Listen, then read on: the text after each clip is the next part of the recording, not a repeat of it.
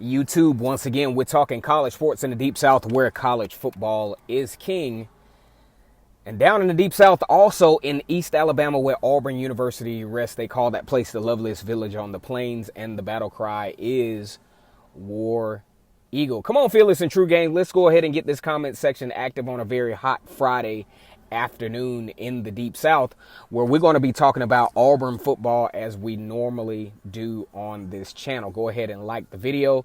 Go ahead and get the comment section active. And most important, well, not all the way important, but very important, go ahead and subscribe to Vernon Speaks Sports Auburn. We're going to be talking about a few of my players, a few players that I wish that I could have seen during spring practice or during the A-Day game, if you will.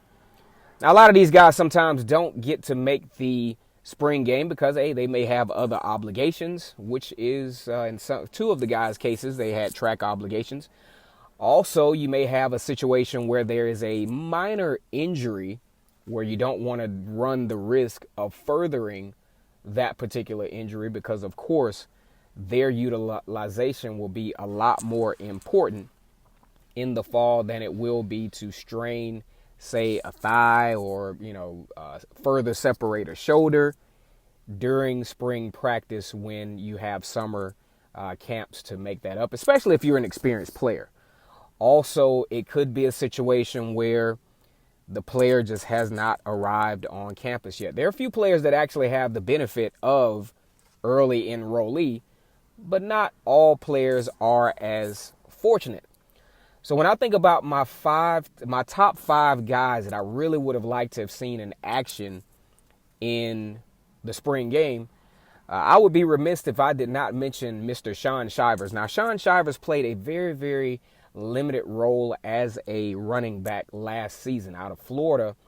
Very fast young man, arguably one of the fastest student athletes in the SEC. Statistically, last year, 7 carries for 371 yards. That includes a breakout game against Alabama State, where he really showed a lot of his vision and speed and skill set. 13 carries for 117 yards. I think very, very grossly underutilized last season.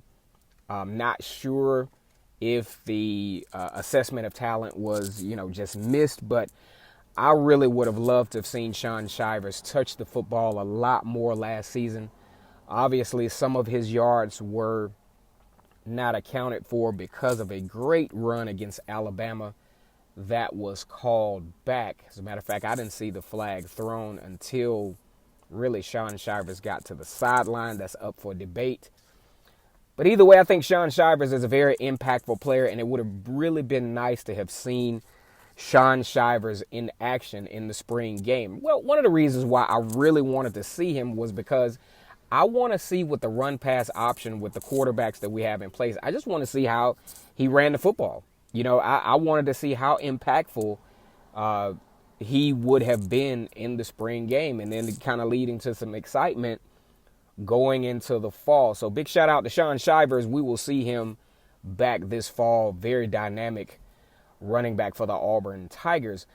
Number 2 on my list is Anthony Schwartz. Now, Anthony Schwartz, one of the fastest student athletes in the SEC as well.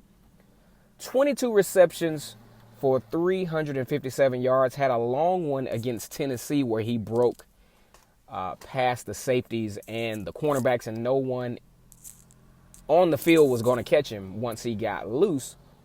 I think he was very underutilized as a receiver as well. He caught that long pass for 76 yards against Tennessee and really was off the scene after that. He was also effective in the jet sweep as well, scoring one that I remember against Ole Miss. Very speedy receiver, has a lot of potential to create some separation in the passing game because he did show a great ability to run routes. Had some ball protection issues. Maybe that could have been the reason for limited touches, but Gus Malzahn gets real tricky when he sees some ball protection issues.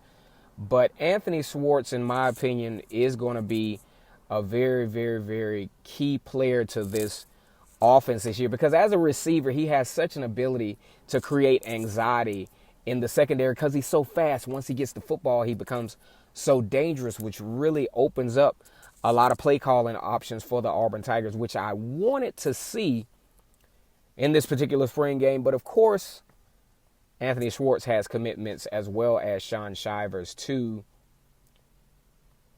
the track team at Auburn University. Now, a guy that was injured, Smoke Monday, I was really impressed with the limited action that I saw Smoke Monday in last season. 7 tackles, also tallied an interception. A very gifted athlete, has a lot of range, really loves physicality. Almost to the point where you got to get this young man to make sure that he uses proper technique, because a lot of sketchy hits for Smoke Monday probably could have converted into targeting penalties. That dates back to his high school days, where he was always a very physical player in the secondary. I really wish to have seen him in the spring game, because, of course, with the recent changes in secondary, I would just like to see him in action, to see how he covers the nickelback position, because I think that's a place where he could possibly play a reserve role to get some depth going there. Also in the safety position, challenging Daniel Thomas and Jeremiah Denson for some playing time at that safety position. Really hate that we didn't get the opportunity to see Smoke Monday in the spring A-Day game. Now, when we look at, guys who have not quite arrived yet, I really am impressed with everything that I see on video footage of Mark Anthony Richards from Wellington, Florida. He is a very versatile running back. I think he can do a lot of things for the Auburn Tigers this year. It's going to be very interesting to see how he is utilized in this particular offense. Of course, we would like to believe that there's plenty of depth in the running back position. Of course, you're looking at Boobie Whitlow, Cam Martin. A lot of experience there. Also, you talk about DJ Williams. And, of course, we mentioned already Sean Shivers, who I really hope plays a huge role in this particular offense. Of course, other guys that will be potentially active in this offense. We really want to see where a dynamic athlete like Mark Anthony Richards will land in the rotation. Of course, Gus Malzahn was very excited to land this recruit out of Wellington, Florida, added to the quality of this particular recruiting class. And last but not least, Charles Moore, out of Louisville High School, where he anchored the defense, helped to lead that team to a 4A state championship in Mississippi. He chose Auburn over LSU. Mississippi State was probably in the mix as well, I would think. The media likes to consider this guy very disruptive, and looking at him on film, he has a lot of range. He has a lot of abilities as to what he can do as a defender. It would be very nice to have his athleticism, if nothing else, in a reserve role to add some depth to, especially once, the Tigers get into the rigors of the SEC. A guy like Charles Moore is going to be very important. The only questionable aspect of Charles Moore is right now he's pending a class that he needed to take.